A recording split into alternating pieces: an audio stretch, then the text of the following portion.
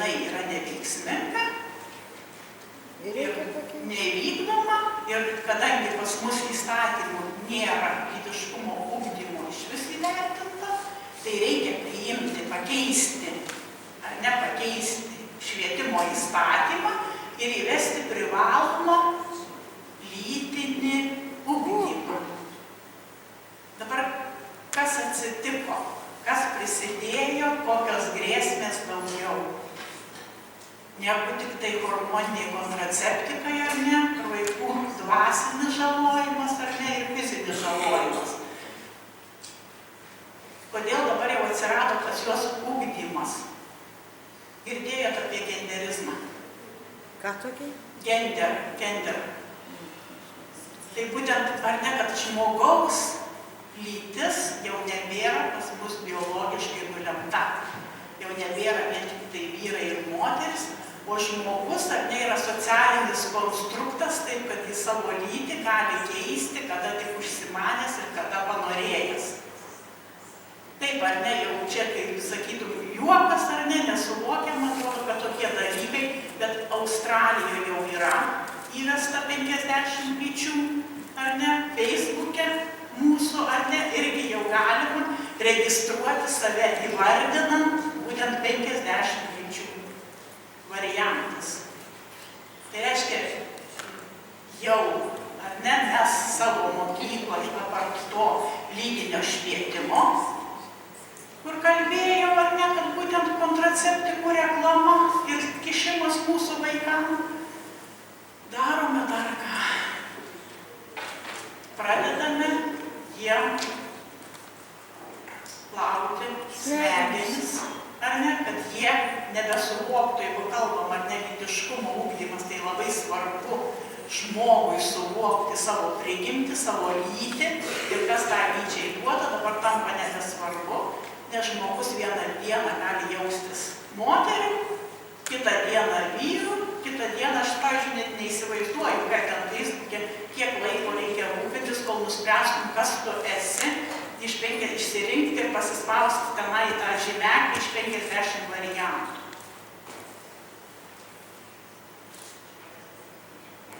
Dabar čia kalbėjo vėl tas jaunas žmogus, kad krikščionys ar ne yra prieš homoseksualius žmonės. Tai vėl yra didelė neteisybė. Ar ne? Yra krikščionis, yra net prieš homoseksualius žmonės, nes krikščionėm kiekvienas žmogus yra labai didelė vertybė ir kiekvienas žmogus yra vertas pagarbos. Yra tik tai homoseksualizmo propaganda, ne prieš homoseksualizmo, prieš smegenų plovimą mūsų vaikams. Kas tai yra homoseksualus žmogus? Jau nurodyta, yra įrodyta mokslo, kad tai nėra genetiškai paveldėta. Tai neapsprendžia genai, ar ne, pavyzdžiui, kaip ten liga kokia, ar ne genetinė liga, kad būtent dėl to. Tai labai daug nulemia kas. Būtent auklėjimas, nesutarimai šeimoje ir ypatingai, jeigu tai yra mažų vaikų tarpe. Ir jeigu mes pradėsime tas idėjas diegti į mūsų vaikų galvas, tai tų homoseksualių žmonių tikrai stipriai padaugės. O kam tokie žmonės reikalingi, ar ne? Nu, valdžiai reikalingi, lengviau valdyti. Juos tiesiog jau yra daug lengviau, ar ne, jeigu mes kalbam apie sąmoningą, kūrybingą ir kokį žmogų, tai būtent tokį žmogų be šaknų, tokį žmogų be lyties, labai lengva valdyti. Taip, kad šita problema, kuri dabar ateina, būtent tas lytinis ugdymas ir Marijos Povilionienės pasiūlymas yra labai rimta grėsmė mūsų mokyklai ir mūsų vaikams. Todėl tikrai labai prašau visų mokytojų, kadangi čia labai džiaugiuosi, kad yra ne tik iš Kauno, bet ir iš kitų Lietuvos kampelių, net į tik vyksta tos įstatymo pataisos svarstymas, rašykit laiškus. Kvieskit rašyti tėvus, kad Seimą užplūstų laiškai su raštais, kad mum lytinio ugdymo pagal PSO, Pasaulinė sveikatos organizacija, kur aš minėjau, kad masturbacija, homoseksualizmo skatinimas ir panašiai šeimos, tradicinės šeimos vertybių naikinimas yra nereikalinga. Labai ačiū už dėmesį, labai ačiū už kantrybę ir tikiuosi, kad jums tai buvo naudinga išgirsti. Ačiū.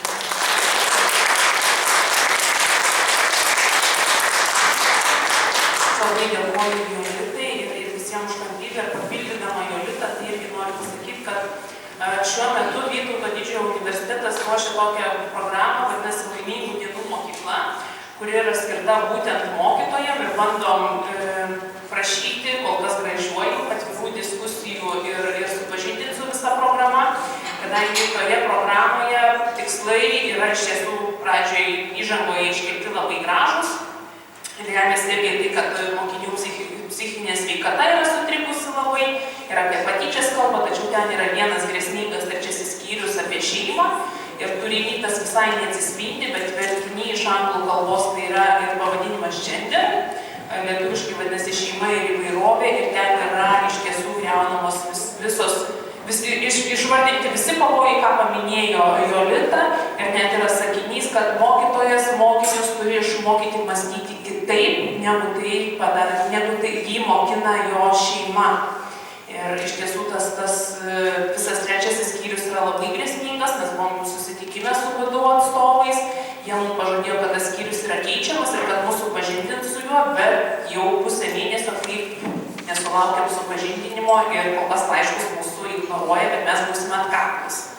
Taip pat irgi noriu patvirtina tai, ką Jolita kalbėjo, kad iš tiesų turi būti labai aktyvios mokyklos tarybos ir labai stebėti, po kuo pasirašo, nes irgi kitas projektas, kuris labai sėkmingai jau pervažiavo Lietuvą, vyko 11 mokyklų, labai gražių pavadinimų, nevyriausybinių organizacijų, tėvų ir mokyklų tarpkultūrinis bendradarbiavimas, kur irgi yra labai stipriai diegiamas genderizmas, mes buvom ir nuvažiavę ir bandėm susipažinti į vieną mokyklą su šia programa, yra labai daug kylančių abejonių, nes viską bando daryti labai slaptai, jokių atvirų diskusijų ir nesupažindina su turiniu ir tai, kas vyks paskui. Labai norėčiau paprašyti, gal kas yra norinčių padaryti konferencijos refleksiją, ką mes girdėjom, ką patyrėm. Bet matau, kad pavardytas daug. Ačiū, Vytais. Aš dar matau, kad Jolantos prieina dėl knygelių. Tai Jolanta man atvežtų knygelių ir kas norėsite į mus kreipkitės ir mes iš Šiauliams galėsime išsiųsti tų knygų. Apie šitą paskutinę temą aš nežinau, ar kas nors čia išvis Lietuvoje dar girdėjai. Aš mėginu prasižiūrėti, bet nieks nenori klausyti. JAV turi didžiausią problemą su lytiniais santykiais ir gimdymą vaikų, paaugliai merginų. Efektyviausia metoda, kuri veikus, gan stebuklinga. Ką padaro? Ir čia jums reikia galvoti. Viską daro labai, reikia programą, reikia Seimo, reikia tą. Reikia daryti. Visada lengviau gauti atleidimą, negu gauti teisę kažką pradėti. Imti ir daryti. Ir šitą programą, kur aš dabar minėsiu, daug mano idėjų, galima įgyvendinti be jokių pasitarimų, komitetų, projektų rašymo, pinigų ieškojimo. Imti ir daryti. Ir ką su lytiniais santykiais daryti?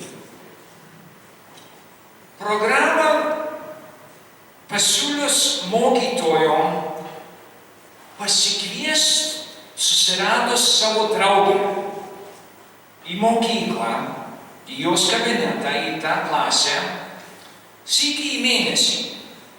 Ir ką jį veiks atėjus? Jie atsitempia savo pipiriuką. Ir vaikai bendrauja su tuo pipiriuku. Kas mėnesį, o kokią valandą. Ir ką jie veikia su tuo pipiriuku?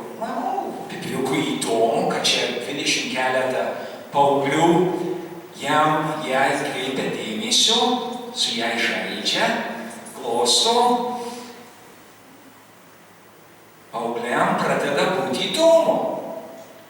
Dabar sekantį mėnesį, kai jaunukas grįž, ar mokės kalbėti, ar jau mokės atsistot, ir stebi, kas daugiau čia vyksta. Mamai reikia atsiminti vandenėlio, sulčių, užkandį, žaisliuką, dekutį. Baisiai daug atsakomybės. Ir ką du rezultatą mato šitose mokyklose, kur naudoja šitą programą. Pasitaręs, viena mokytoja su savo drauge, gal su mokyklos direktorė, gal nieko ir nesakęs tai direktoriai.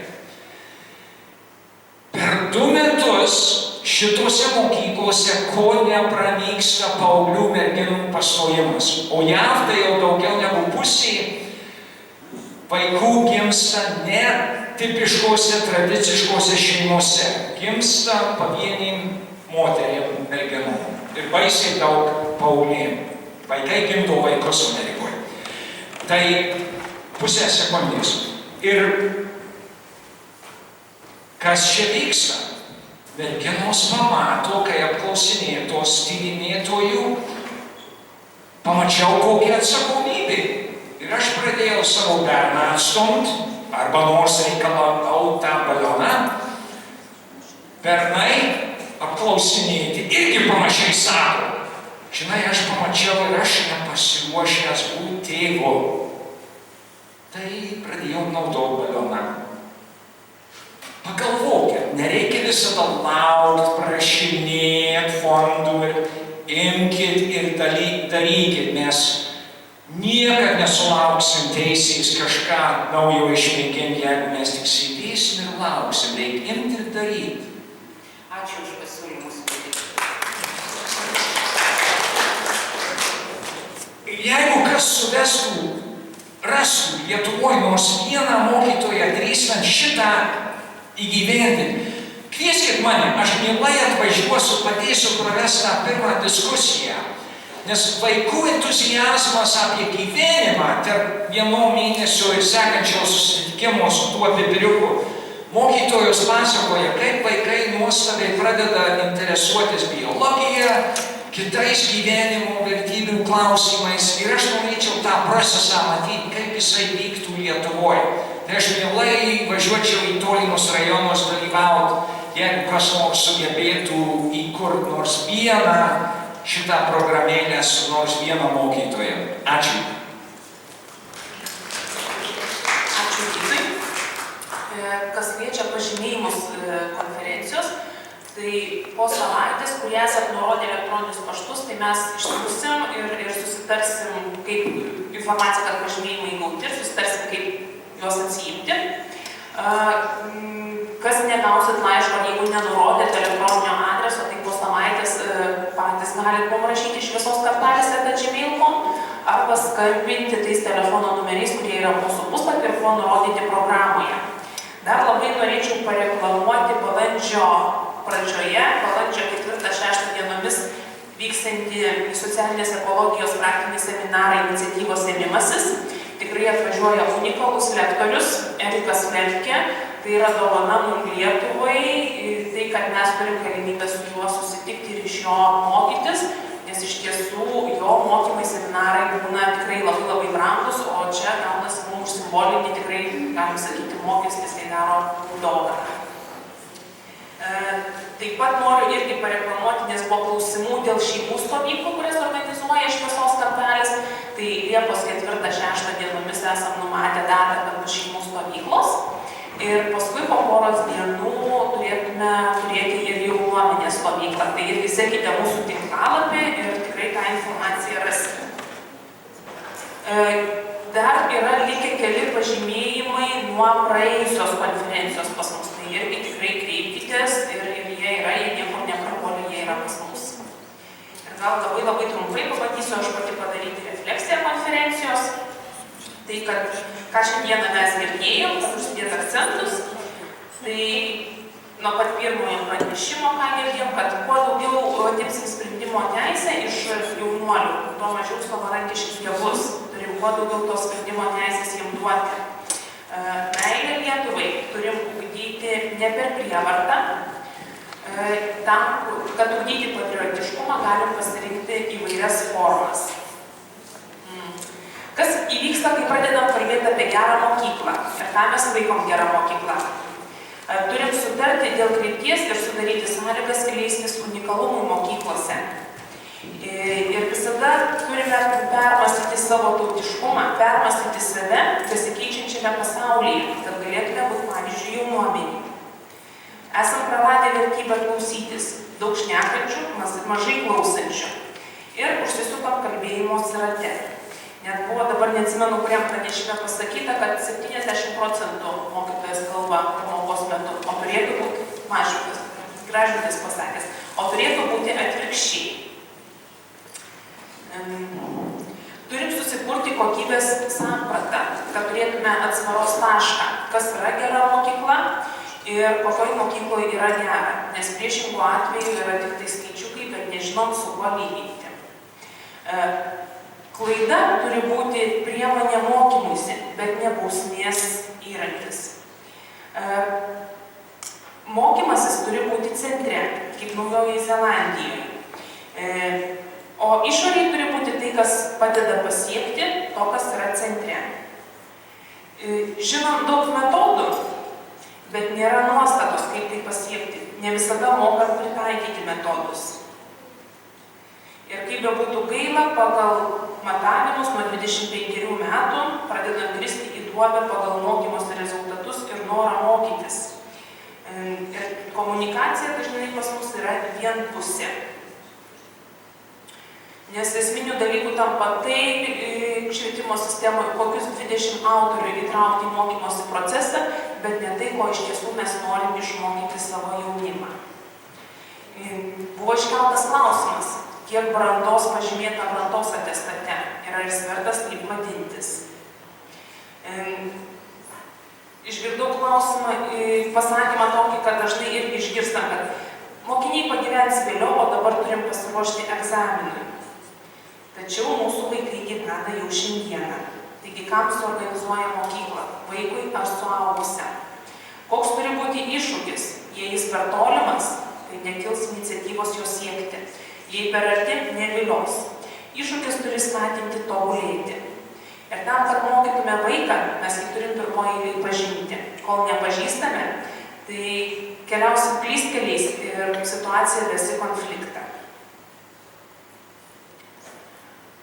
Labai svarbu būti pačiam savimi. Pažinti save, susipažinti su savimi ir tai perduoti mokykloje moksleiviams. Ir neleisti, kad skatinama konkurencija, kad būtų skatinama konkurencija, nes konkurencija mūsų skaldo, o kai mes suskaldyti, mumis lengviau manipuliuoti. Konkurencija skatina agresiją. Ir kai žmogus yra emociškai pažįstas, tai jo jausmai daug greičiau pasireiškia ir konkurencija daug greičiau paskatina agresiją. Konkurencija skatina nesažiningumą. Ir man tada kilo klausimas iš tiesų, kodėl mūsų vaikai nusirašinėja per pamokas. Galbūt jeigu konkurencijos nebūtų tikslo ir nusirašinėti.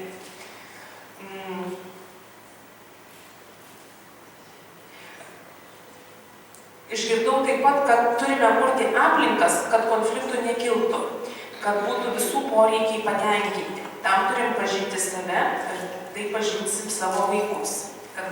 Turim juos išgirsti, nes vaikai arba pasako, arba parodo, kokie yra jų poreikiai, o mes turime juos patenkinti. Tam, kad sudėliotume visą dėlionę, turime burtis visi į krūvą. Nesvarbu, ar mes Marijampolėje, ar Šiauliuose, ar Radviliškyje. Buvo klausimas, kas yra sėkmė, kada patiriam malonumą, ar tai procesas ar rezultatas. Noras mokytis yra mūsų prigimtyje. Jeigu mokykla suteikia tik žinias, yra mirusi mokykla. Todėl turim mokyti vaikus, vėl grįžtant prie to paties, kad pažinti save, pažinti savo jausmus. O tam, kad išmokytume vaikus atpažinti jausmus, turime pirmoje eilėje pažinti juos patys, pažinti patys save.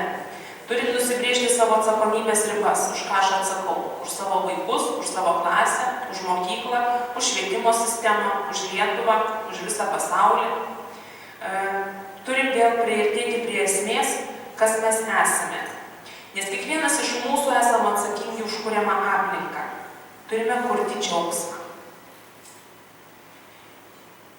Ir taip pat iš paskutinio irgi pranešimo, tai kad irgi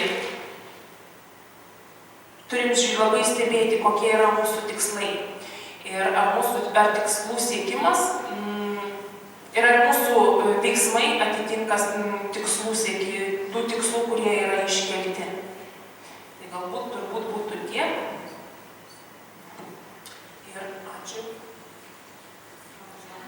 Ačiū visiems dalyvavusiems, kantriausiems ir pabaigsiu turbūt Jolantos Lauškaitės žodžiais, kad būkime tais atverstais indais, iš kurių trykšta šviesa ir į kuriuos trykšta šviesa.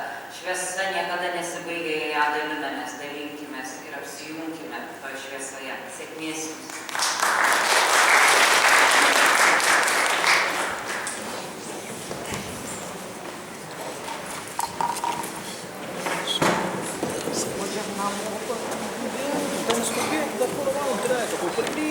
Kodėl? Palauk, dar kur nors sustosi.